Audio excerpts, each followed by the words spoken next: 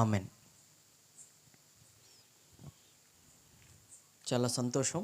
ప్రభువైన యేసుక్రీస్తు నామములో నన్ను ఆహ్వానించినటువంటి సోదరులకు, వారి కుటుంబానికి, సంఘమైన మీ అందరకు, సేవకులకు, స్థానిక సేవకులకు, వారి కుటుంబాలందరికీ నా హృదయపూర్వక వందనాలు తెలియజేస్తున్నాను. మీ అందరికి వందనాలండి. నాకు వందనాలు చెప్తేనే ముందుకెళ్ళడానికి అలవాటండి. అందరూ 2 చేతులు చూపించి వందనాలు చెప్పండి. ఎందుకు చెప్పాలి అని అంటే, మా రోమాపత్రిక 16వ అధ్యాయం అంతా కూడా వందనముల గురించి మనము చూస్తాం. ఎవరెవరు సహాయం చేశారో పౌలు గారికి ఆ ఉత్తరం చివరిలో ఆయన అందరికీ వందనాలు చెప్తారు. కాబట్టి ఒకరినొకరం కలిసినప్పుడు కూడా మనం కృతజ్ఞతాభావంతో వందనములు చెల్లించుకోవడం ఏమి తప్పులేదు. తప్పుందంటారా? రైట్. మీరు ఇశ్రాయేల్ జనాంగం 12 గోత్రాల్లాగా అక్కడక్కడ ఉన్నారు. ఇక్కడ కొంచెం, అక్కడ కొంచెం, అక్కడ కొంచెం. నేను అసలే పొడుగు, నాకు కనపడడం కష్టం. వచ్చిన కాడి నుంచి చూస్తున్నాను, ఇది నాకు అంతదా అందదా అని. మొత్తం మీద ఇక్కడికి వచ్చిన తర్వాత ధైర్యం వచ్చింది. పర్వాలేదు, నాకు సపోర్టివ్గానే ఉంది అని. రైట్. కాబట్టి నేను చాలా సిద్ధపడి వచ్చాను ఈ రాత్రి అంతటి కోసం. మాకు కూడా హోల్ నైట్ ప్రేయర్ జరుగుతుంది అక్కడ. అది అయ్యే వరకు కూడా ఇక్కడ ఉండి వస్తానని మా పాస్టమ్మ గారికి చెప్పి మీరు నడిపించుకోండి అని వచ్చాను. కాబట్టి నాకు ఇబ్బంది ఏమీ లేదు. దేనికి? ఈ రాత్రి అంతా మనం మాట్లాడుకోవడానికి. కాబట్టి మీరు ప్రశాంతంగా కూర్చోండి. 10 నిమిషాల ముద్దు, అరగంట హద్దు, 30 గంట వద్దు అనే రోజులు ఇవి కదా. అలాంటి పరిస్థితుల మధ్యలో ఉన్నాం. ఎందుకంటే రీల్స్కి అలవాటు పడిపోయాం మనం. ఏంటంటే వెంటనే 1 నిమిషంలో అంత అయిపోవాలి, మరలా మనం ముందుకు వెళ్ళిపోవాలి. ఇలాంటి పరిస్థితుల్లో ఒక 45 నిమిషాలు దేవుని వాక్యం వినడానికి మీరు వచ్చారు అని అంటే చాలా త్యాగం చేసి వచ్చినట్లే. ఇది చాలా గొప్ప విజయం అని నేను అనుకుంటూ ఉన్నాను. ఎందుకంటే చాలా పనులు పక్కన పెట్టి, భారమైన ఫోన్లు పక్కన పెట్టి కదా, ఇష్టమైనటువంటి సీరియళ్ళు పక్కన పెట్టి చాలామంది వస్తూ ఉన్నారు. అన్నయ్య ఎదరికి వచ్చేయండి అన్నాను. ఇంకా వస్తారు, నువ్వు కంగారు పడకు అన్నారు ఆయన. కాబట్టి ఆమెన్ అనేలోపు చాలామంది వచ్చేలా ఉన్నారు. ఏదేమైనప్పటికీ కూడా కొద్ది సమయాన్ని దేవుని వాక్యాన్ని ధ్యానించడానికి ఇష్టపడదాం. 17వ అధ్యాయం లూకాసు వార్తలో ఒక మాటను మనం చదివాం. అపోస్తులు అనగా యేసుక్రీస్తు శిష్యులు మా విశ్వాసము వృద్ధి పొందించమని ప్రభువుతో చెప్పగా వారు అడిగారట. ఏమని అడిగారంటే, బోధకుడా లేదా గురువు గారు, యేసయ్య మాకు స్వస్థత వరాలు ఇవ్వండి అని అడగలేదు వాళ్ళు. అద్భుతాలు ఎలా చేయాలో మాకు ప్రాక్టీస్ ఇవ్వండి అని అడగలేదు. వాళ్ళు అడిగింది ఏంటంటే, మాకు విశ్వాసాన్ని వృద్ధి పొందించు. క్రైస్తవ జీవితంలో మాకు ఇల్లు ఇవ్వండి అని అడిగినా అడగకపోయినా, నాకు పెళ్లి చేయి దేవా అని అడిగినా అడగకపోయినా, నాకు మంచి ఉద్యోగమై అని అడిగినా అడగకపోయినా ఒక ప్రార్థన మాత్రం చేయాలట. ఏమిటి అది అని అంటే, దేవా మా విశ్వాసమును వృద్ధి పొందించు. విశ్వాసము గురించి ఒక అధ్యాయాన్నే పెట్టేశారు బైబిల్లో, హెబ్రీలకు రాసినటువంటి పత్రికలో. కాబట్టి విశ్వాసము ద్వారా చాలా గొప్ప కార్యాలు జరిగాయి. అందుకనే శిష్యులు అడిగారు, బోధకుడా, గురువుగారు మా విశ్వాసాన్ని వృద్ధి పొందించము. వృద్ధి పొందేటువంటి విశ్వాసములో ఏమేమి ఉంటాయో ఈ అధ్యాయం మనకి చాలా స్పష్టంగా చెబుతుంది. చాలామంది చదువుకున్న వారు ఉన్నారు కాబట్టి మీకు చిన్న విషయాన్ని ఈ అధ్యాయం నుంచి చెప్తాను. రండి, 37వ అధ్యాయాన్ని విభజించుకుందాం. 37వ అధ్యాయాన్ని మనం చాలా జాగ్రత్తగా విభజిస్తే మొదటి భాగంలో మనకి చూడండి ఒకసారి. మొదటి భాగంలో మొదటి 6 వచనాలు క్షమాపణ గురించి మనం చూస్తాం. మొదటి 6 వచనాలు క్షమాపణ గురించి. 2 సందర్భాల్లో ఆ మాటను చూస్తాం. 3వ వచనం, మీ విషయమై మీరే జాగ్రత్తగా ఉండండి. నీ సహోదరుడు తప్పిదము చేసిన ఎడల అతన్ని గద్దించుము, అతడు మారు మనసు పొందిన ఎడల అతన్ని క్షమించుము. అతడు ఒక దినము 7 మార్లు నీ ఎడల తప్పిదము చేసి 7 మార్లు నీ వైపు తిరిగి మారు మనసు పొందిన ఎడల అతన్ని క్షమించవలెను. ఈరోజు మనం ఆలోచిస్తున్నది ఏంటంటే వృద్ధి పొందే విశ్వాసంలో ఉండేటువంటి లక్షణాలు. ఒక విశ్వాసి వృద్ధి పొందుతున్నాడు, ఆత్మీయతలో ఎదుగుతున్నాడు, దేవునిలో ఎదుగుతున్నారు, దేవుని వెంబడిస్తున్నారు అని అనడానికి కొన్ని సూచనలు ఈ అధ్యాయంలో ఉన్నాయి. మొదటి సూచన ఏంటి అని అంటే, వృద్ధి పొందే విశ్వాసంలో మొదటి సూచన క్షమించేటువంటి గుణాన్ని కలిగి ఉంటారు. చెప్పండి అందరూ, ఏ లక్షణం ఉంటుంది వారికి? అమ్మ వెనకున్న వారు కూడా వినాలి, వింటున్నారు అనుకుంటున్నాను. మొదటిది క్షమించే గుణం. ఏముండాలి చెప్పండి? క్షమించే గుణం. అందుకని యేసుక్రీస్తు ప్రభుల వారు కూడా ఆయన శిలువ మరణానికి వెళుతున్నప్పుడు కూడా, తండ్రి వీరేం చేస్తున్నారో వీరెరుగరు, కాబట్టి వీళ్ళని ఏం చేయండి? క్షమించండి. ఎందుకు క్షమించాలి? వాడు తప్పని తెలిస్తే చెయ్యడు, తెలియదు కాబట్టి చేస్తున్నాడు. వాళ్ళు తప్పని తెలిస్తే తిట్టరు, వాళ్ళు తెలియదు కాబట్టి తిడుతున్నారు. ఆ అధ్యాయంలో యేసుక్రీస్తు క్షమించడానికి ముందు చాలా జరిగాయి. ఏం జరిగాయి? ఆయన మీద పడి కొట్టారు, ఆయన యొక్క శరీరం మీద వస్త్రాలు లాగేశారు, గెడ్డం పెరికేశారు, అప్పటికే కొరడాలతో కొట్టేశారు. అక్కడున్న మాటలు, వారి కేకలే గెలిచాయి. వాళ్ళందరూ కేకలేస్తూ ఉన్నారు, చాలామంది స్త్రీలు ఏడుస్తూ ఉన్నారు. అన్ని సంఘటనలు జరుగుతున్న తర్వాత ఆయన ఈ మాట మాట్లాడారు. ఏమనో తెలుసా? తండ్రి వీరేమి చేయుచున్నారో వీరెరుగరు, వీరిని క్షమించండి. ఉమ్మేసేస్తుంటే ఇలా తుడుచుకుని వాళ్ళని క్షమించండి అన్నారు. ఇలా భయంకరంగా గడ్డం పట్టుకుని లాగేసి రక్తం వచ్చేలా చేస్తుంటే క్షమించండి అన్నారు. ఎందుకో తెలుసా? వృద్ధి పొందేటువంటి విశ్వాసానికి, విశ్వాసంలో ఎదుగుతున్న వారి యొక్క లక్షణం మొదటిది క్షమాగుణం. ఇంతకు మించి ఎక్కువ మనం ముందుకు వెళ్ళిపోదాం రండి. 2వ భాగం 7వ వచనం నుండి మనం చూస్తూ ఉంటే 10వ వచనం వరకు 2వ లక్షణాన్ని చెప్పారు. ఏంటో తెలుసా? 10వ వచనం నేను చదువుతున్నాను. అటువలే మీరును మీకు ఆజ్ఞాపింపబడినవన్నీ చేసిన తర్వాత, మేము నిష్ప్రయోజకులమైన దాసులము, మేము చేయవలసియే చేసి ఉన్నామని చెప్పుడనెను. ఎవరైనా శిష్యులతో చెబుతున్నారు, మీరు ఏదైనా ఘనకార్యం చేశారు అంటే ప్రార్థన ద్వారా ఏదైనా కార్యాన్ని సాధించారు, మీరు ప్రార్థించగా ఎవరికో మేలు జరిగింది, మీరు ప్రార్థించగా చాలామంది పరీక్షల్లో పాస్ అయ్యారు, మీరు ప్రార్థించగా చాలామంది ఉద్యోగాలు పొందుకున్నారు, మీరు ప్రార్థించగా మీ ఇళ్లల్లో చాలామందికి స్వస్థత, ఆరోగ్యం వచ్చింది. అప్పుడు ఏమనాలో తెలుసా? నేను కాబట్టి ప్రార్థన చేశాను, నీకు నేను ప్రార్థన చేయడం వల్ల నువ్వు బాగుపడ్డావు అని అనడం కాదట. శిష్యులకు నేర్పిస్తున్న 2వ లక్షణం ఏంటో తెలుసా? కేవలం మేము నిష్ప్రయోజకులమైనటువంటి జనాంగం, మేము చేయాల్సిందే చేశాం, మేము ప్రయోజనం లేని వాళ్ళం, మాకు మా వల్ల ఏం ఉపయోగం లేదు. అదేమిటండి? మీరు ప్రార్థన చేస్తే కదా జరిగింది, మీరు కన్నీరు కారిస్తే కదా జరిగింది.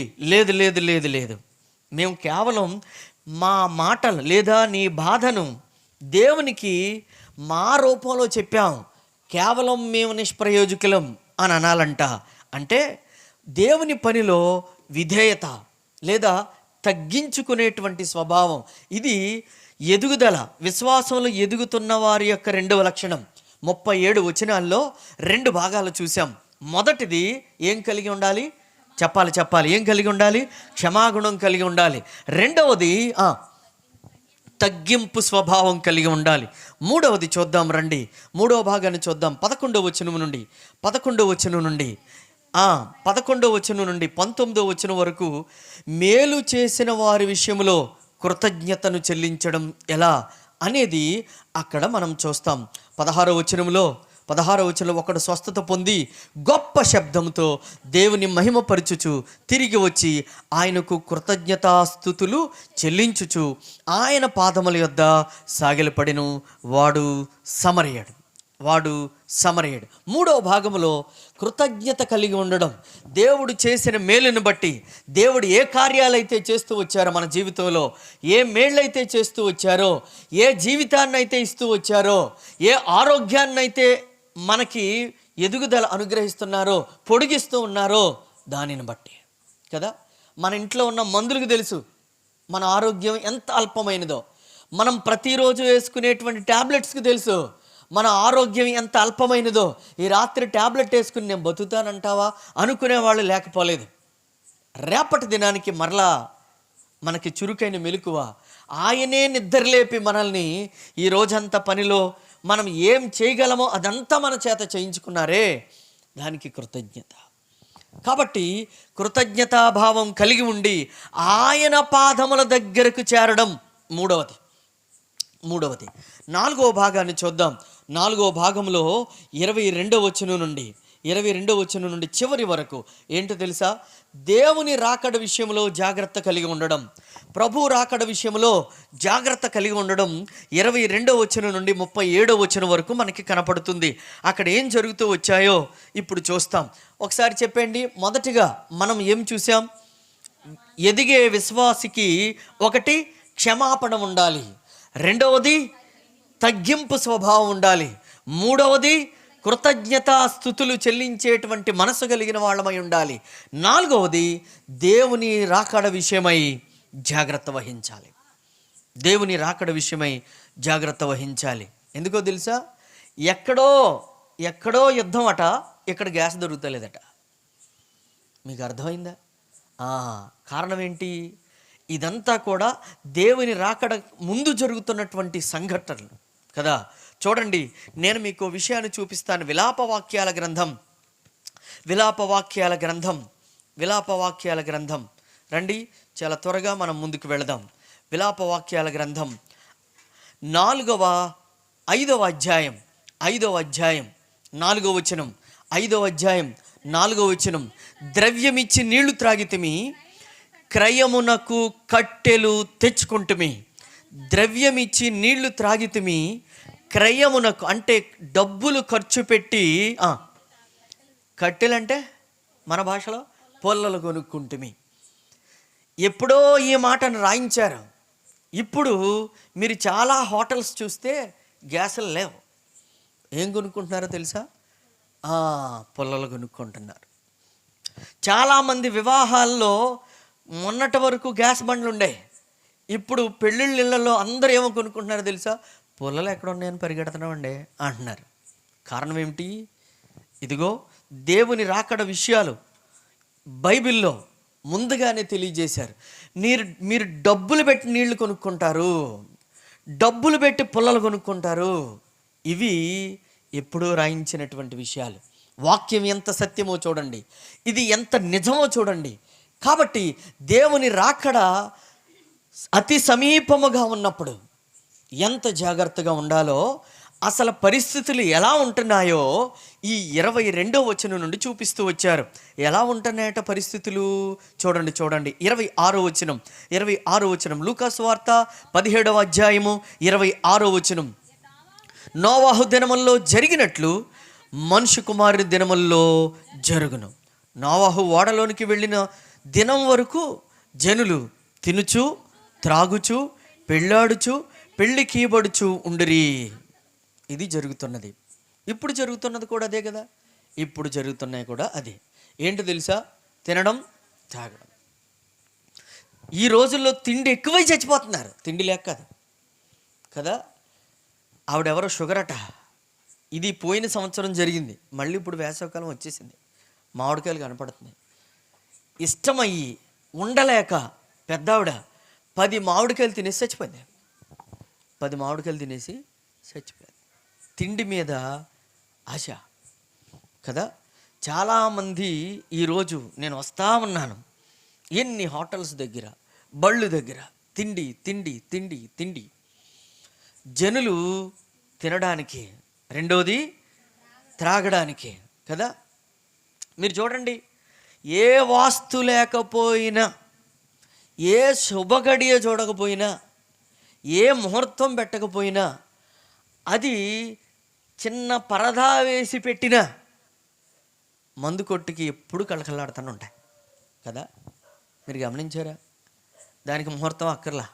ఇప్పుడు మొదలుపెట్టి ఇక్కడ ఎవరైనా మొదలుపెట్టినవ్వండి, మొత్తం వెంటనే మెసేజ్ వెళ్ళిపోద్ది బ్యాచ్కి. ఇదిగో పలానా వాళ్ళు పెట్టేశారు, వాళ్ళు గుడిసెలో అమ్ముతున్నారట, వీళ్ళు ఫ్రెండ్స్ ఉంటారు. మొత్తం దానికి వాస్తుందా?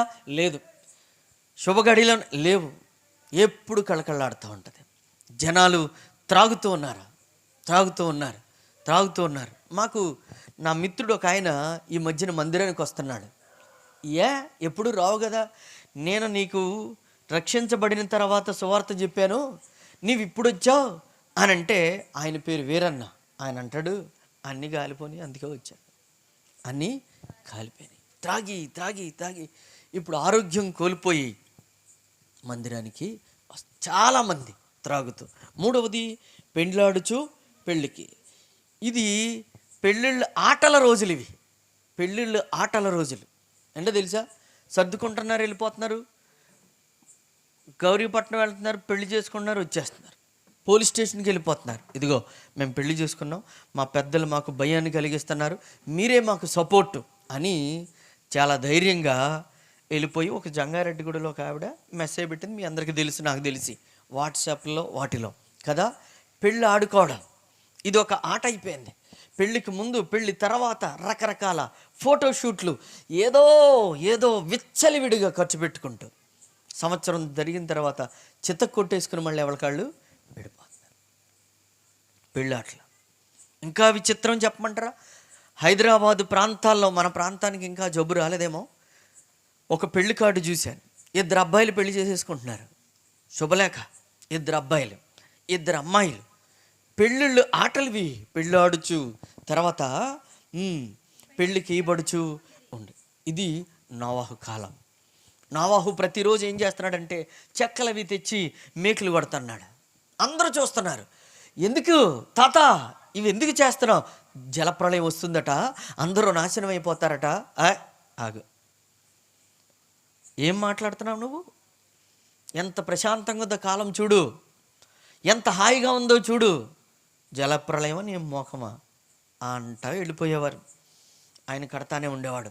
ఈ వాడ కట్టడం ద్వారా ప్రతిరోజు ఒక సూచన ఇచ్చేవాడు. ఏమనో తెలుసా? జలప్రళయం రాబోతుంది అని. కానీ ఎవరు వినలే. ఇది మొదటిది. ఆ తర్వాతకు వద్దాం. రెండవది 28వ వచనం. లోతు దినముల్లో జరిగినట్టు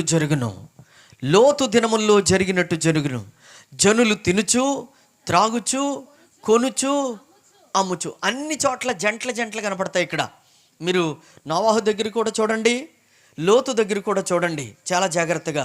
తినుచు త్రాగుచు, పైన పెండ్లాడుచు పెళ్ళికి ఇవ్వబడుచు అక్కడ ఉంది. లోతు దగ్గరికి రండి, జనులు తినుచు త్రాగుచు. ఇక్కడ ఇంకో జంట కనపడింది, కొనుచు అమ్ముచు. ఇది ఇంకో జత.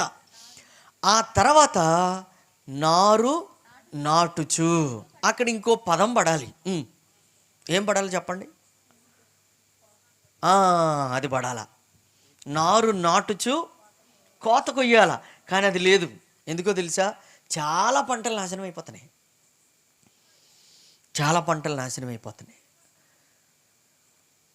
పొరపాటు ఇప్పుడు ధాన్యం అంతా రోడ్ల మీద ఉంది, చాలా చోట్ల భయపడిపోతున్నారు. మొన్న ఉదయం గౌరీపట్నం ప్రాంతం మొత్తం ధాన్యం వేసింది రోడ్ల పక్కన, కొన్ని చినుకులు పడ్డాయి, అల్లల్లాడిపోయారు, చాలా భయపడిపోయారు కదా. ఇప్పుడు నాటడం ఉంది, కానీ పంట కోయడం అనేది చాలా అరుదైపోయింది. ఇంకో మాట అక్కడ చెప్పారు, ఇండ్లు కట్టుచు, ఇండ్లు కట్టుకుంటున్నారు, కొనుచు అమ్ముచు కదా. కొనుచు అమ్ముచు. నువ్వు ఎక్కడుండే కొనేస్తున్నావు అన్నీ. ఫోన్ బండి హారన్ వచ్చి కొడుతుంది. ఏంటే పిల్ల ఇంటికి ఏంటంటే నేను ఏదో కొనుక్కొనాలంటది ఈవిడ. ఎప్పుడు షాప్కి వెళ్ళావు, ఎప్పుడు కొన్నా? అక్కర్లే. ఎక్కడి నుంచి? చాలా బిజినెస్ జరుగుతుంది. మీకు అర్థమవుతుందా? దేవుని రాకడ అతి సమీపముగా ఉన్నది అనడానికి సూచనలు.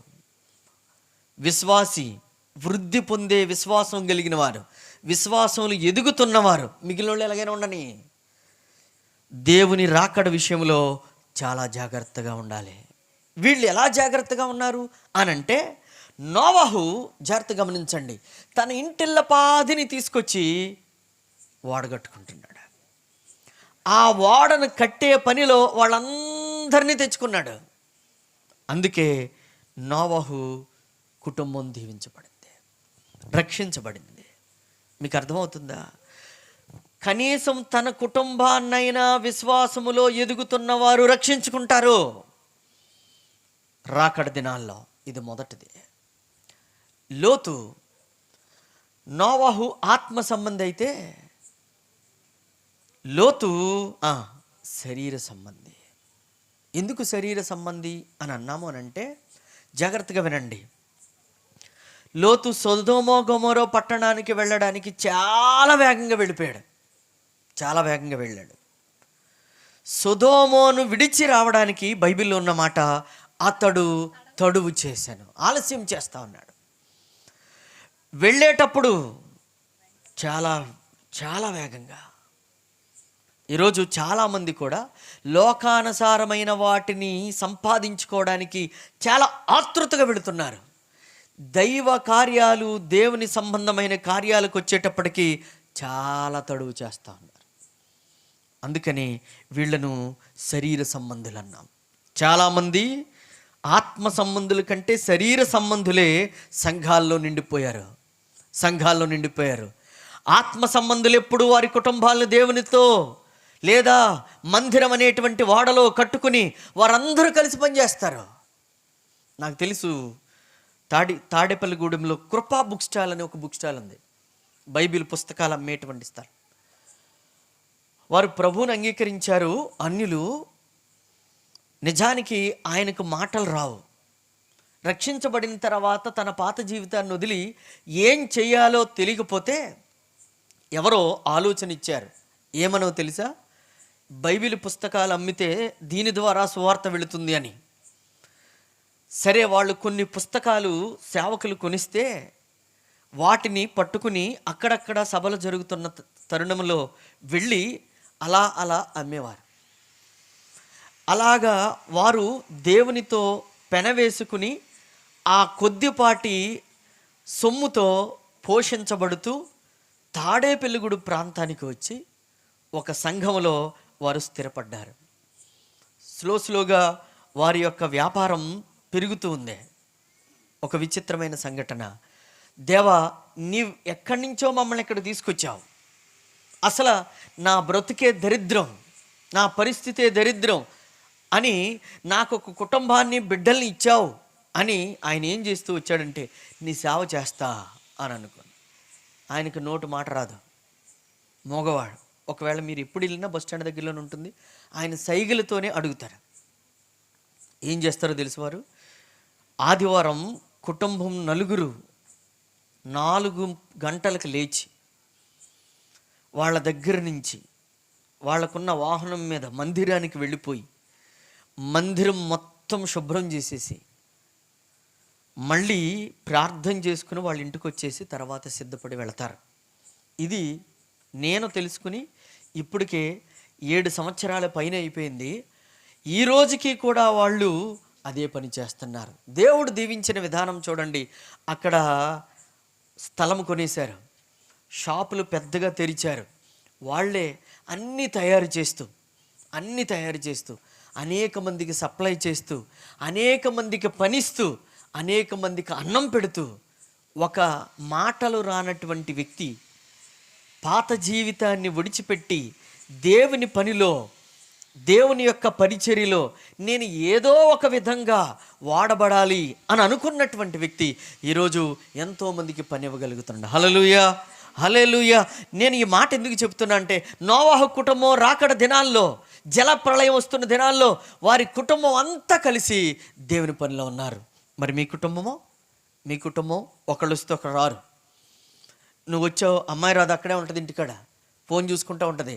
అమ్మాయి వస్తే తల్లి రాదు, సోదరి వస్తే సోదరుడు రాడు, లేదా అసలు రానే రారు. ఇలాగూ చాలామంది ఉన్నారు.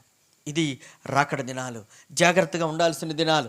మొదట 3 చెప్పాము. క్షమాపణ ఎంత ప్రాముఖ్యమో, తగ్గించుకొని బ్రతకడం ఎంత ప్రాముఖ్యమో, కృతజ్ఞతతో బ్రతకడం ఎంత ప్రాముఖ్యమో, రాకడ కోసం సిద్ధపడుతూ భయభక్తులతో బ్రతకడం కూడా అంతే ప్రాముఖ్యం. 2 లోతు దినాల్లో జరిగినటువంటి సంఘటన. అబ్రహాము గారు, అబ్బాయ్ మన పనోళ్ళకి గొడవలు వచ్చేస్తున్నాయి, మన ఇద్దరం దూరంగా వెళ్ళిపోదాం అన్నాడు. అన్నయ్య, అసలు నువ్వు మొదలు వస్తే నేను వచ్చాను, నిన్ను వెంబడించి నేను వచ్చినాడిని, నాకేం తెలుసు అన్నాడు. అనాలి. అనకుండా ఏమన్నాడు తెలుసా? సరే అయితే ఇదేదో బాగుంది అన్నాడు. సరే మరి నీ ఇష్టం, నువ్వు కోరుకో అన్నాడు అబ్రహాం. అలా కన్నులెత్తి చూశాడట. కన్నులెత్తి చూస్తే సొదొమ గొమొర పట్టణం యెహోవా తోట వలె ఉందట. చాలా బాగుంది, ఆ పచ్చపచ్చగా ఉన్న పొలాలన్నీ కూడా. ఇది నాకు కావాలి అని వెళ్ళిపోయాడు. నువ్వెక్కడుంటావని కూడా అడగలే, నీ పశువులకి గడ్డేంటని కూడా అడగలే. మిగిలినంత బీడు భూమి, అదొకటే పచ్చగా ఉంది, అక్కడికి నేను వెళ్ళిపోతా. సరే అంటాడా అనడా, సరే అంటాడా అనడా అని ఎదురు చూశాడు. అబ్రహాము సరే రబ్బాయి అన్నాడు. అనగానే వెంటనే పరుగున వెళ్ళిపోయాడు. వెంటనే వెళ్ళిపోయాడు. జాగ్రత్త వినండి. వెళ్ళిన తర్వాత అతడు సొదొమ గొమొర పట్టణములో ఎలాంటి వాడు అయిపోయాడు తెలుసా? గవిని దగ్గర తీర్పు తీర్చేటువంటి పేరు సంపాదించేసుకున్నాడు. చాలా పేరు ప్రఖ్యాతలు కలిగిన వాడైపోయాడు. ఆ ఊర్లో పెద్దరికం చేసేవాడైపోయాడు.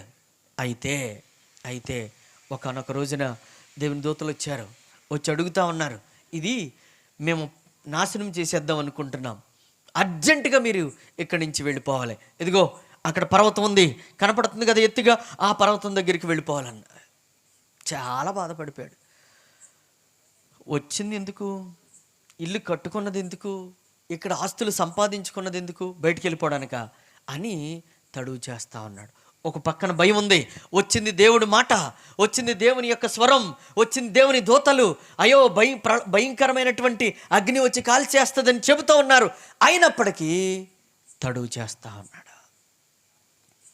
ఆస్తిని సంపాదించుకోవడానికి ఆతృతగా వెళ్ళినవాడు దేవుడు మాటకు విధేయత చూపడానికి ఆలస్యం చేస్తూ ఉన్నాడు. అందుకనే వీడు శరీర సంబంధిగా ఉండిపోయాడని చెప్పాను.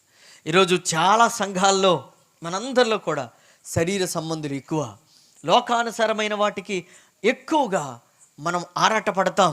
దానికి పిలవక్కర్లే, నీకు మెసేజ్ వచ్చేస్తే చాలు వెళ్ళిపోతావు. ఇక్కడికి రావాలనంటే ఎన్నిసార్లు అయ్యగారు చెప్పాలి మైకులో, అమ్మా రండి త్వరగా, అమ్మా రావాలి త్వరగా, ఇంకా రండి. ఎంత భయంకరమైనటువంటి శరీర సంబంధులుగా మనం బ్రతుకుతున్నామో.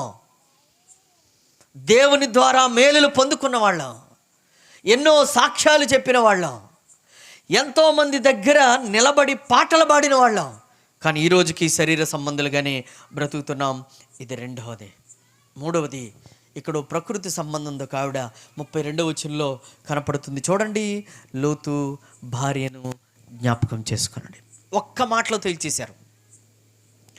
లోతు భార్యను జ్ఞాపకం చేసుకున్నాడు.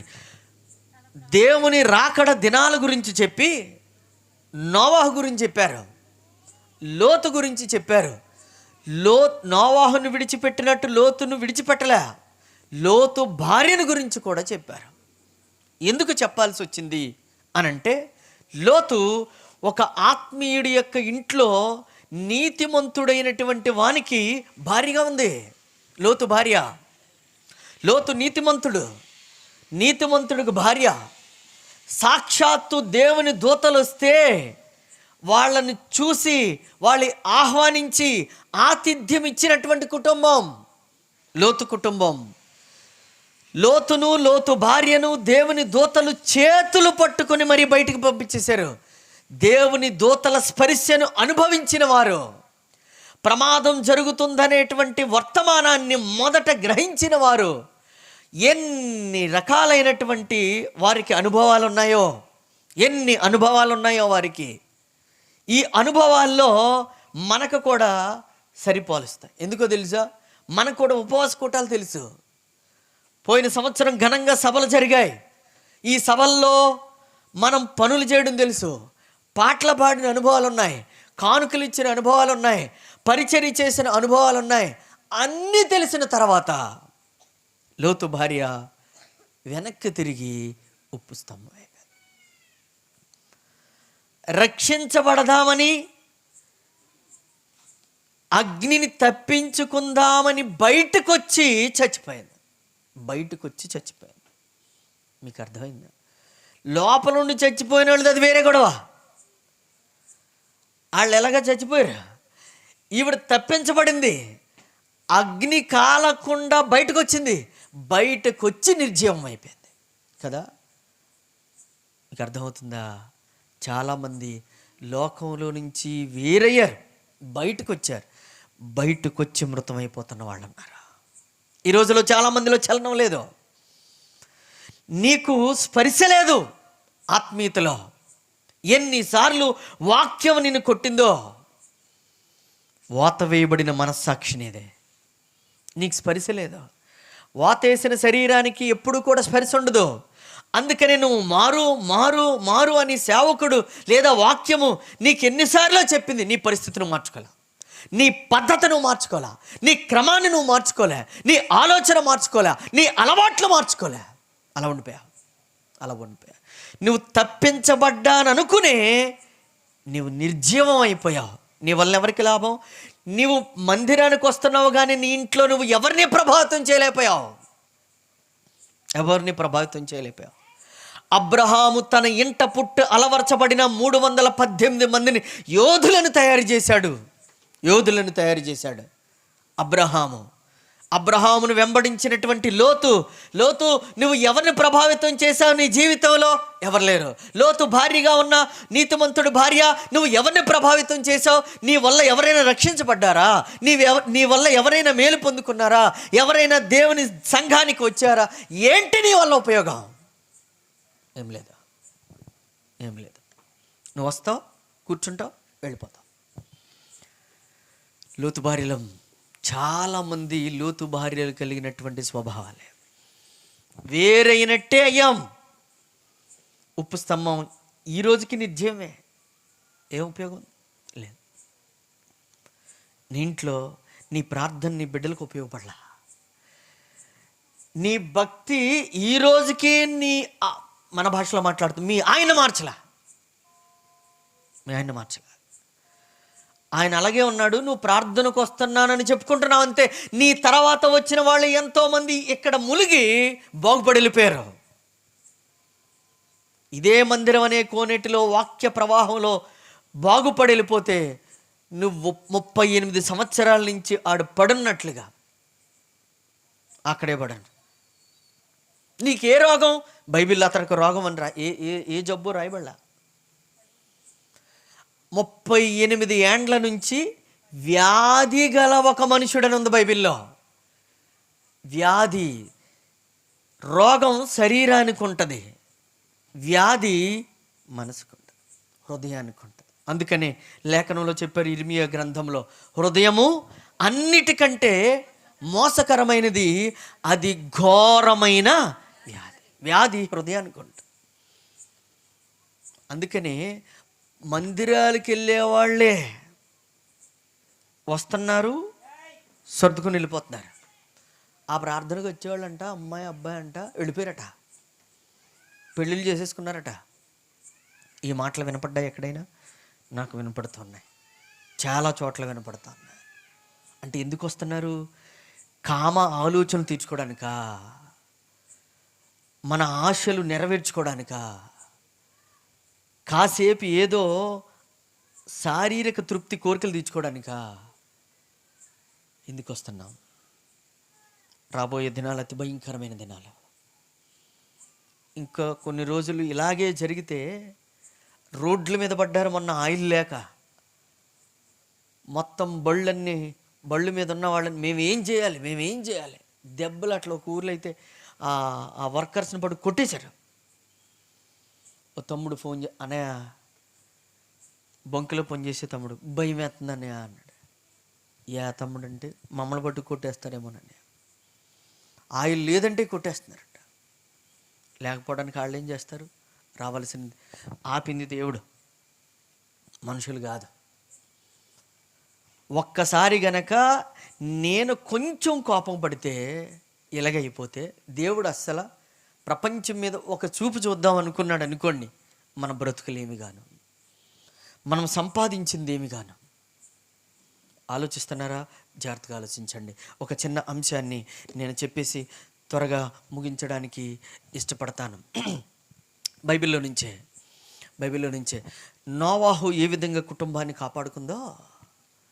కాపాడుకున్నారో అలా కాపాడుకున్నటువంటి ఒక ఆమె బైబిల్లో ఉంది. ఆమె గురించి చిన్న మాట చెప్తాను. అది ఇశ్రాయేలు ప్రజల ప్రయాణం. వినండి. ఇశ్రాయేలు ప్రయాణం ఐగుప్తు నుంచి బయటికి వెళ్ళాలి. ఐగుప్తు నుంచి బయటికి వెళ్ళడానికి దేవుడు మోషేను అహరోనును వాడుకున్నారు. వాళ్ళిద్దరిని పిలిచి, అబ్బాయి మీరు రేపు పొద్దున్న పండగ చేయాలి నాకు అన్నారు. ప్రభా ఇక్కడ ఉండడమే దండగా, ఐగుప్తులో నువ్వు పండగ అంటావేంటి ప్రభా అన్నారు. లేదు పండగ చేయాలని చెప్పి వీళ్ళందరినీ తీసుకుని నడవండి అన్నారు. మొత్తం మీద వారి ప్రయాణం ప్రారంభమైంది. 10 రకాలైనటువంటి అద్భుతాలు చేసి, ఈ చరిత్ర అంతా తెలిసింది కాబట్టి నేను ముందుకు వెళ్ళిపోతా ఉన్నాను. ఈ ప్రయాణం వాళ్ళు కొనసాగిస్తూ వచ్చారు. కొంత సమయం అయిన తర్వాత ఏం జరిగింది అంటే, కొన్ని రోజులు జరిగిన తర్వాత ఈ బయటికి తీసుకొచ్చిన ఆయన చచ్చిపోయాడు. మోషే గారు చచ్చిపోయారు. మోషే గారు చనిపోతే వాళ్ళ శిష్యుడు యెహోషువ ఆయన చచ్చిపోయాడని ఎక్కెక్కి ఏడుస్తున్నాడు. మోషే లాంటి పొడవైన మనిషి, బలమైన మనిషి, సాత్వికుడైన మనిషి, నెమ్మది కలిగిన మనిషి, అసలు అలాంటోడు ఉండడు, మా గురువు లాంటోడు, మా గురువు చచ్చిపోయాడు, ఈ ప్రజలందరూ ఏం కాను అని ఏడుస్తూ ఉన్నాడు. దేవుడు అన్నారు, యెహోషువ ఎందుకు ఏడుస్తున్నావు? మా గురువు గారు లేరండి. సరే మరి ఏం చేద్దాం, వీళ్ళని ఏం చేయాలో నాకు తెలియట్లేదు. ఈరోజు నుంచి వాళ్ళందరినీ నడిపించాల్సింది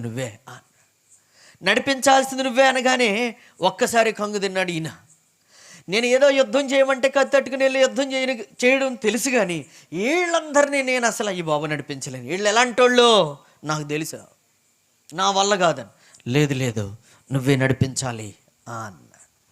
సరే చాలా ధైర్యం చెప్పిన తర్వాత బయలుదేరి వెళుతూ ఉన్నారు. వెళుతూ అలా ముందుకు వెళుతూ ఉంటే వాళ్లకు యెరికో అనేటువంటి ఒక పట్టణం ఎదురొచ్చింది. జాగ్రత్త వినండి, ఇక్కడి నుంచి కొంచెం చిన్న కథ చెప్పేస్తాను. యెరికో అనేటువంటి పట్టణం ఎదురొస్తే దీని మీదకి ఎలా వెళ్ళాలి, ఎలా జయించాలి అని తనకు అనుభవం లేదు కదా, ఆలోచిస్తూ ఉన్నాడు. ఆలోచిస్తూ ఉంటే ఏం జరిగింది అని అంటే, తన గురువు గారు ముందు ఏం పని చేశారో అది గుర్తొచ్చింది. వాళ్ళ గురువు గారైనటువంటి మోషే ఏం చేశారనంటే, వేగుల వారిని పంపించి హాయి అనేటువంటి పట్టణం మీద, అంతకుముందు వేగుల వారిని పంపించి చూపించారు ప్రాంతాలన్నిటి. కనానికి వెళ్ళడానికి 12 మందిని పంపిస్తే ఆ 12 మందిలో 10 మంది చెడ్డ సమాచారం తెచ్చారు, 2 మాత్రం మంచి సమాచారం తెచ్చారు. అందులో ఒక ఆయన ఈయన. అది గుర్తొచ్చి ఈయన కూడా ఏం చేశాడంటే వేగుల వారిని పంపించాడు. వీళ్ళిద్దరు వెళ్ళారు. అబ్బాయి ముందు చెప్తున్నాను, ఇది చాలా భయంకరమైనటువంటి ప్రాంతం, వీళ్ళు మిశ్రిత జనాంగం, వీళ్ళు చాలా ప్రమాదకరులు, కాబట్టి వీళ్ళ దగ్గర చాలా జాగ్రత్తగా వెళ్ళి వాళ్ళ బలం ఏంటి, వాళ్ళ బలహీనత ఏంటి, వాళ్ళ తిండి ఏంటి, వాళ్ళని ఎలా జయించగలం అవన్నీ తెలుసుకుని రండి అన్నారు. సరే అని భయపడుతూనే ఇద్దరు బయలుదేరి వెళ్ళారు. అది మహాపట్టణం. ఆ పట్టణపు గోడలే ఇప్పుడు వచ్చిన హైవే రోడ్లంత వెడల్పు, 6 lanes 8 lanes వచ్చేసాయి కదా. ఇంచుమించుగా అన్ని రకాల వాహనాలు వెళ్ళగలిగినటువంటి పెద్ద గోడలు. ఆ గోడలలో ఒకే ఒక గేట్ ఉంటుంది. ఆ గేటు నుంచి ఉదయం 6 గంటలకు బయటికి వెళ్ళిన వాళ్ళు, పట్టణం నుంచి బయటికి వెళ్ళాలంటే మళ్ళీ సాయంత్రం 6 గంటల్లోపు వచ్చేయాలి. అక్కడ గవిని ఉంటుంది ఒక గేటు, ఆ గేటు మూసేస్తారు. 6 గంటల తర్వాత ఇక కంగారు పడి ఎవరు వచ్చినా సరే, రిక్వెస్ట్ చేసినా సరే గేటు తీరు. ఆ కొండల్లో అక్కడక్కడ బతికి తెల్లవారే మళ్ళీ గేటు తీసాక 6 గంటలకు రావాలి. ఇది పరిస్థితి. అలా జరుగుతున్నటువంటి క్రమంలో ఎలా వచ్చారో తెలీదు, ఆ ఇద్దరు వేగుల వాళ్ళు కూడా లోపలికి వచ్చారు. లోపలికి వచ్చేస్తే ఈ విషయం ఆ యెరికో రాజుకు తెలిసిపోయి సైన్యాన్ని పంపించి పోలీసుల్ని, మన దేశంలోనికి పట్టణంలోనికి 2 అజ్ఞాత వ్యక్తులు, కొత్త వ్యక్తులు వచ్చారు, అర్జెంటుగా వాళ్ళని పట్టుకోండి, వాళ్ళు ఇలాగే రాహాబు అనేటువంటి ఆమె ఇంటి దగ్గరికి వెళ్ళారనేటువంటిది సమాచారం. ఇక్కడ జాగ్రత్తగా వినండి. ఈ ప్రాంతంలో ఈ రాహాబు అనేటువంటి పేరు కలిగినటువంటి ఆవిడ ఒక అందమైన అమ్మాయి, పట్టుదల కలిగిన అమ్మాయి, తెలివైన అమ్మాయి, ఈ మాటలని జాగ్రత్త పట్టుకోండి. అందమైన అమ్మాయి, తెలివైన అమ్మాయి, జ్ఞానం కలిగిన అమ్మాయి, పట్టుదల కలిగిన అమ్మాయి, ఇన్ని మంచి గుణాలన్నటువంటి ఈమెకు ఎలా అబ్బిందో తెలీదు, ఒక చెడు అలవాటు అబ్బింది. ఏమిటి అని అంటే ఆమె వ్యభిచారం చేశారు. మంచిది, అన్ని సద్గుణాలు ఉన్నాయి, అన్ని ఉన్నప్పటికీ ఉండకూడని ఒక గుణం, అది చాలా ప్రమాదకరమైన గుణం. ఆమె వ్యభిచారిగా ముద్ర వేయబడి, ఆ కారణం చేత ఇంట్లో వాళ్ళందరూ ఛీ నా కడుపుని చెడబుట్టావే నువ్వు అని వాళ్ళ నాన్న బయటికి గెంటేశాడు. ఒక నాటకం ఎలా ఉంటుంది, కథ ఎలా ఉంటుంది అలా చెప్తున్నాను. నీ వల్ల మిగిలిన వాళ్ళు కూడా పెళ్ళిళ్ళవే, నువ్వు నా ఇంట్లో ఉంటే ఛీ సమాజాన్ని పాడు చేస్తున్నావే, నువ్వు కులటవే అని తిట్టేసి బయట పంపించారు. మరి ఇప్పుడు వ్యభిచారం చేస్తుంది కదా, చాలామందితో సంబంధాలు ఉన్నాయి కదా. ఏమిటి రాహబు ఇలా ఉన్నావేంటి, ఒంటరిగా బయటకు వచ్చాడు బ్యాగుతో అన్న. మా నాన్న తరిమేశాడు. మీ నాన్న తరిమేస్తేనే మేము లేమా అన్నారు. ఏం చేస్తావు అన్న. మీ ఇంటికి రానిస్తావా, అమ్మోయ్ మా ఇంటికి కష్టం అన్న. మొత్తం మీద మేము ఉన్నాం కదా ఏదో ఒకటి చేస్తామని ఆ ఎరుకో పట్టణపు గోడ మీద ఆమెకి స్థలం సంపాదించి పెట్టారు వాళ్ళు. స్థలం సంపాదించి పెట్టి మరి వీళ్ళందరూ ఇవిడికి కావలసిన వాళ్ళు కదా, ఒకడు ప్లాన్ వేసేసాడు. ప్లాన్ కూడా ఎలా వేసాడో తెలుసా, తూర్పుకి ఊరు లోపలికి గేటు పెట్టి ఊరు బయటకు కిటికీ పెట్టారు. ఊరు లోపలకు గేటు పెట్టి ద్వారం, ఊరు బయటకు కిటికీ ఉండేలా పెట్టారు. 2 స్టేర్లు బిల్డింగ్ అద్భుతంగా కట్టిపెట్టేశారు. సిమెంట్ ఇచ్చేవాడు సిమెంట్ ఇచ్చేసాడు, ఇసుక ఇచ్చేవాడు ఇసుక ఇచ్చేసాడు, ఐరన్ ఇచ్చేవాడు ఐరన్ ఇచ్చేసాడు, ఇటుకలు ఇచ్చేవాడు కంకర ఇచ్చేవాడు, అన్నీ వచ్చాయి. ఎందుకనంటే ఆమె అందరికి కావలసిన ఆవిడ, అందరిని సుఖపెట్టే ఆవిడకి లోటంటే ఆ రోజుల నుంచి ఈ రోజుల వరకు కూడా వాళ్ళ జీవితాలు చాలా దర్జాగా వెళుతున్నాయి అన్నట్టుగా ఆమె బ్రతుకు హ్యాపీగా ఉంది, బాగుంది. ఇది జరిగి హాయిగా బ్రతుకుతున్నటువంటి రోజులవి. ఆమె ప్రశాంతంగా ఆమె వ్యాపారం చేసుకుంటుంది. ఆమెకు వంక ఏంటంటే మన భాషలో ఆలోచిస్తూ ఉన్నాం, ఏదో ఒక పూట కోళ్ళ ఇల్లు హోటల్ నడుపుకునే అది. ఇక సాయంత్రం అయితే హోటల్ ఉండదు, సాయంత్రం అయితే అనేక మంది ఆమె దగ్గరకు వచ్చి సుఖపడి డబ్బులు ఇచ్చేసి వెళ్ళిపోతూ ఉంటారు. అది ఆమె యొక్క దినచర్య. ఇలా జరుగుతున్నటువంటి క్రమంలో ఒకరోజు సడన్గా వీళ్ళిద్దరు వచ్చేసారు లోపలికి. వాళ్ళు ఎరుకో పట్టణస్తుల్లాగా లేరు, ప్రత్యేకంగా ఉన్నారు. అందుకనే ఆమె జ్ఞానం కలిగింది అన్నాను. ఎందుకన్నానో తెలుసా, ఆమెకి చరిత్ర తెలుసు. ఆమెకు అనేక దేశాల లేకపోతే పట్టణాల ప్రాంతాల చరిత్ర అంతా తెలుసు. వీళ్ళెవరో పసిగట్టేసింది.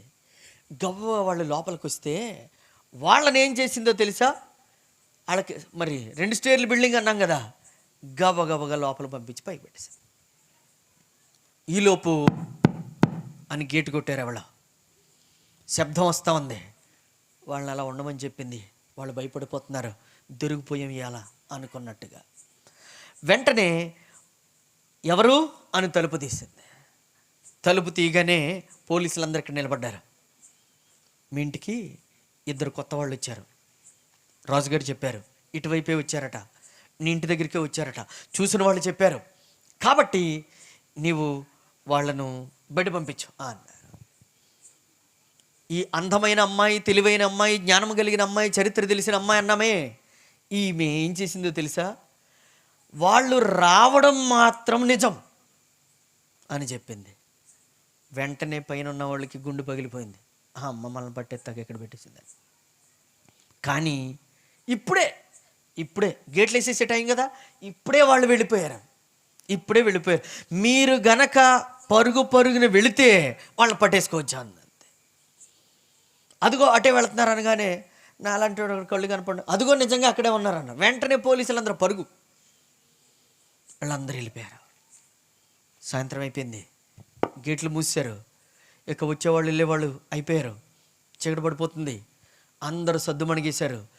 రోజు వ్యాపారం చేసేటువంటి ఆవిడ ఈరోజు తలుపులు మూసేసింది, లైట్లు ఆపేసింది, మొత్తం కామైపోయింది. ఈ పట్టణపు కొండ మీద కదా, ఈ పట్టణపు గోడ పైన కదా, మిగిలిన వాళ్ళందరూ అక్కడ ఉంటారు కదా, ఈమె స్థానం దగ్గరికి ఇంకెవరు రారు. ఎందుకనంటే ఆ ఇల్లు ఏంటో అందరికీ తెలుసు కాబట్టి. కామ్ అయిపోయింది, ఎవరు చూసినా పట్టించుకోరు. అంత అయిన తర్వాత తలుపులు మూసి పైకి కాగడా పట్టుకుని వెళుతూ అలికిడైంది. అలికిడవగానే వీళ్ళు భయపడిపోయారు. మీరు కంగారు పడకండి, వచ్చింది నేనే అంది. వచ్చింది నేనే అంది. రైట్. వాళ్ళని చూసింది. చూసి ఏమందో తెలుసా? మీరెవరో నాకు తెలుసు అంది. మీరెవరో నాకు తెలుసు అంది. జాగ్రత్త వినండి. ఆమె తెలివైన అమ్మాయి, అందమైన అమ్మాయి, జ్ఞానం కలిగిన అమ్మాయి, పట్టుదల కలిగిన అమ్మాయి, చరిత్ర తెలిసిన అమ్మాయి. ఈ మాటలన్నీ ఎందుకు చెప్పానో తెలుసా? మీరు యెహోషువ గ్రంథం 2వ అధ్యాయం తర్వాత చదివితే తెలుస్తుంది. అందులో నేను చెప్పేదంతా ఉంటుంది. వెంటనే ఏం చేసింది అంటే, మీరు ఐగుప్తు నుంచి ఎలా వచ్చారో, వచ్చినప్పుడు ఎర్ర సముద్రంలో ఏం జరిగిందో, ఆ నీళ్ళు ఏమైపోయాయో నాకు తెలుసు అంది. అబ్బా, వీళ్ళు ఆశ్చర్యపోతూ చూస్తున్నారు. అసలు వచ్చిన దేవుని బిడ్డల ప్రసంగం ఎవరు చేయాలా? వీళ్ళు చేయాలా? ఎవరు చేస్తున్నారు ప్రసంగం? ఈవిడ చేస్తుంది. ఆమెను కూర్చోబెట్టి టకా టకా దేవుని గురించి చెప్పేస్తుంది. ఓగుకు మీరు ఏం చేశారో తెలుసు, నాకు అక్కడ జరిగిన సంఘటనలన్నీ తెలుసు, ఎంతమంది చచ్చిపోయారో తెలుసు. ఇంకో విషయం చెప్పనా? మమ్మల్ని కూడా లేపేస్తారని కూడా తెలుసు. మా రాజుగారు మేమందరం కూడా అయిపోతాం, మా గుండెలు కరిగిపోతా ఉన్నాయి అన్నది. అంటే టెన్షన్ వచ్చేస్తుంది, బీపీ వచ్చేస్తుంది. ఓహో, ఇంత తెలిసిన తర్వాత నేను ఒక మాట అడుగుతున్నాను మిమ్మల్ని అంది. నేను మీకు ఉపకారం చేశాను కాబట్టి మీరు నాకేం చేయాలి?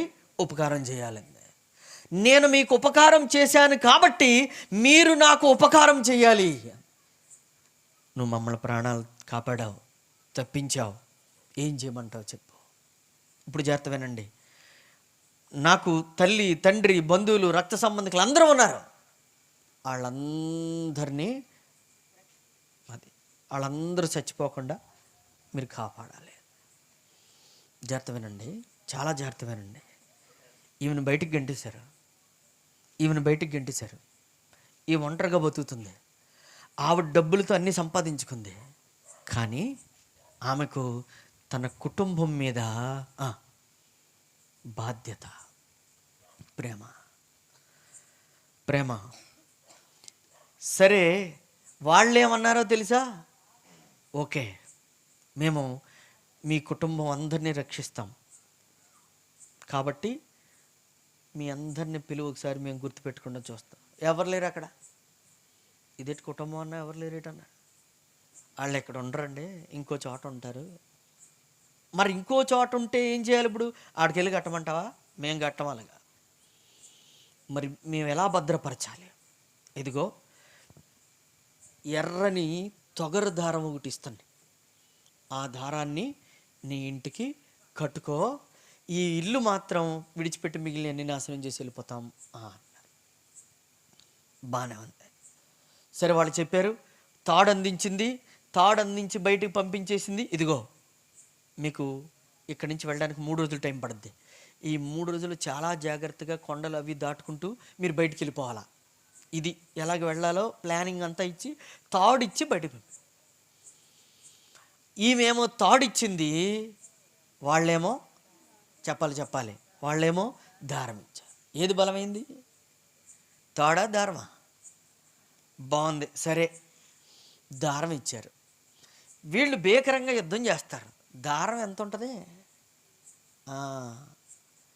ఎర్రని దారం అంటే కిటికీ కట్టాలట.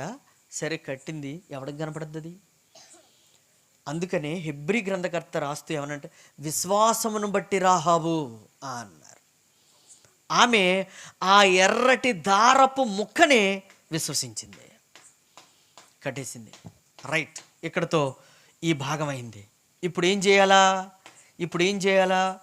ఇంటికి వెళ్ళాలి. తలుపు కొట్టింది. మళ్ళీ ఇంటికి వెళ్ళింది. నాన్నగారు ఎవరు అంట వచ్చారు. తలుపు తీయగానే, అబ్బా నువ్వెందుకు వచ్చావే పనికిమాలిందానా? ఈ ఊరిలో నీ వల్ల నేను బయటికి రాలేక తలుపులు వేసుకుని బతుకుతున్నాను. నేను నీకు ముందే చెప్పాను, నీ వల్ల వీళ్ళెవరికి భవిష్యత్తులుండో, అందుకే నేను గెంటేశాను. నువ్వు మళ్ళీ అది కాదు నాన్న, నీకో మాట చెప్పాలా, నువ్వు మాట చెప్పడం నేను వినడం, పో బయటికి. తలుపులేసాడు. పక్కకి వెళ్ళింది. అమ్మా అమ్మా అమ్మా అంట. ఎవరండి ఆవిడ మాట్లాడుతున్నారు అని వచ్చింది. ఇంకెవరే అని ఆగిపోయాడు. అమ్మా అమ్మ నేనమ్మా అంటుంది. తల్లి కదా. అమ్మా అని. ఏంటమ్మా అంటున్నావు? ఒకవేళ నీవు గనక ఆమెతో మాట్లాడితే నిన్ను కూడా గెంటేస్తాను బయటికి అన్నాడు. నిజమా? ఏమే ఇలాంటి పనులు చేస్తూ మళ్ళీ ఇక్కడికి ఎందుకు వచ్చావే అని అమ్మ కూడా మారు మాట్లాడు. అది కాదమ్మా, అది కాదమ్మా, అది కాదమ్మా, నా మాట విన. అరే అన్నయ్య, తమ్ముడు, అరే పిల్లలు అరుస్తూ ఉంది. ఒక్క తలుపు కూడా కిటికీ కూడా తీయలేదు. నేను అందుకే చెప్పాను, అందమైన అమ్మాయి, జ్ఞానం కలిగిన అమ్మాయి, చరిత్ర కలిగిన అమ్మాయి, పట్టుదల కలిగిన అమ్మాయి. ఆ రోజంతా తలుపులు కొడతానే ఉంది. నాన్న తలుపులు తీల. రెండో రోజు లేచి అరుస్తూ ఉంది, నేను చెప్పేది వినండి, ఇదిగో ఇదంతా కూడా నాశనం అయిపోతుంది పట్టణం. అమ్మ నా ఇంటికి చిచ్చే పనికిమాలిన నీ ఇంటికి నేను అడుగు తొక్కడమా? ఏమండది ఎందుకు ఏయ్ నువ్వు మాట్లాడక, మీ ఇంటికి మేము రావడం ఏంటి? రెండో రోజు అరిచింది అరిచింది అరిచింది, అరిచి అలా పడిపోయింది. ఆ రాత్రి కూడా ఎవ్వరు తలుపు తీయలేదు. తండ్రి ఎవరిని తలుపు తీయనివ్వలేదు. భయం వేసింది ఆయనకు కూడా. కనపేగ్ కదా, చచ్చిపోయిందంటావా అనుకుని, వెళ్ళిపోయిందంటావా అనుకుని తలుపులు తీస్తే అక్కడ కుప్పగూలి పడిపోయింది. వెంటనే అమ్మో ఇది చచ్చిపోయింది అనుకుంటా నీళ్ళు పట్టిరావని కొట్టారు. అమ్మ కూడా ఏడుస్తూ అయ్యో నా కూతురు చనిపోయిందేమో అన్నట్టుగా ఉంటే కళ్ళు తెరిచి చూసింది. ఇదంతా నేను కథ రూపంలో చెప్తున్నాను, అర్థం అవుద్దని. లేవగానే సరే లోపల రమ్మని, లోపలికి వచ్చింది. ఏంటి సంగతి మొత్తం చెప్పింది విషయం అంతా. అమ్మా నాన్న ఇక్కడ ఉండొద్దు, ఇక్కడి నుంచి వెళ్ళిపోదాం, చాలా ప్రమాదకరమైన పరిస్థితులు రాబోతున్నాయి అని చెప్పి తమ్ముడు, అన్నయ్య, చెల్లి, అక్క, పిల్లలు ఇంచుమించుగా 22 మంది సంతానం కుటుంబం ఉన్నాయి, వాళ్ళను తన ఇంటికి పట్టుకుపోయింది. హల్లెలూయా. పట్టు తెలగలిగిన మనిషి. ఇశ్రాయేలు వచ్చారు, వాళ్ళు స్తుతి చేస్తూ ఉన్నారు. మొత్తం సమూలంగా నాశనం అయిపోయింది. ఈ కుటుంబం ఒక్కటి రక్షించబడింది. ఈ కుటుంబం ఒక్కటి రక్షించబడింది. నేను ముందే చెప్పాను, వృద్ధి పొందే విశ్వాసములో ఉండే లక్షణాలు. నోవహు తన కుటుంబము కలిసి ఓడని కట్టారు. తన కుటుంబాన్ని దేవుని పనిలోకి అలవాటు చేశాడు. రాహాబు తన కుటుంబాన్ని రక్షించుకుంది. ఈరోజు నీకు ఆ పట్టుదల ఉందా? ఈరోజు నీకు ఆ పట్టుదల ఉందా? తన జీవితం తనకు అర్థమైంది.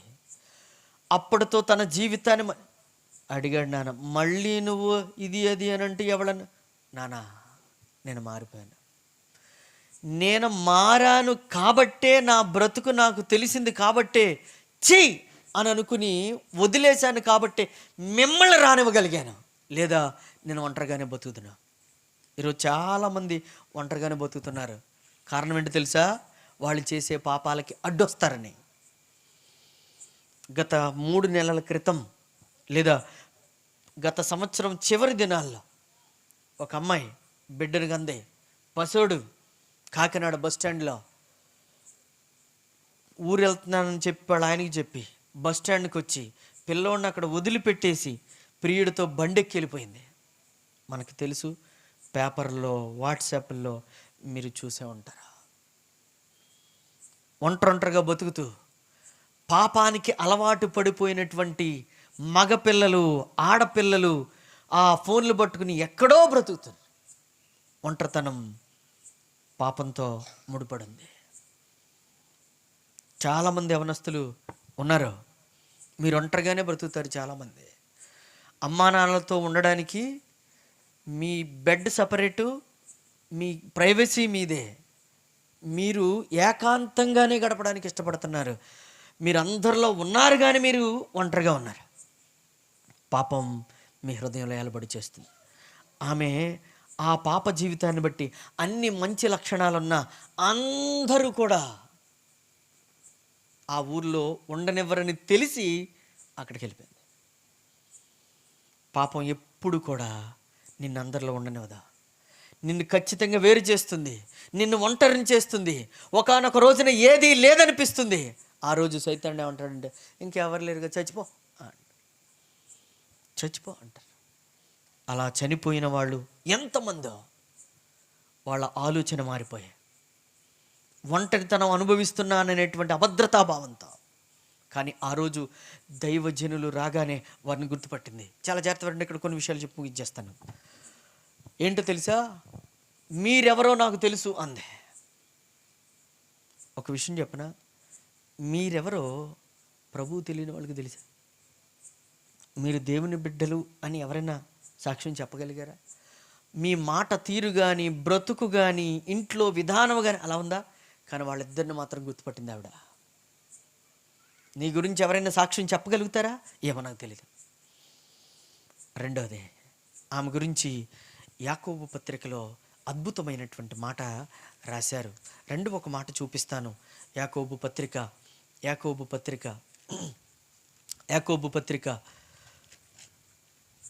2వ అధ్యాయము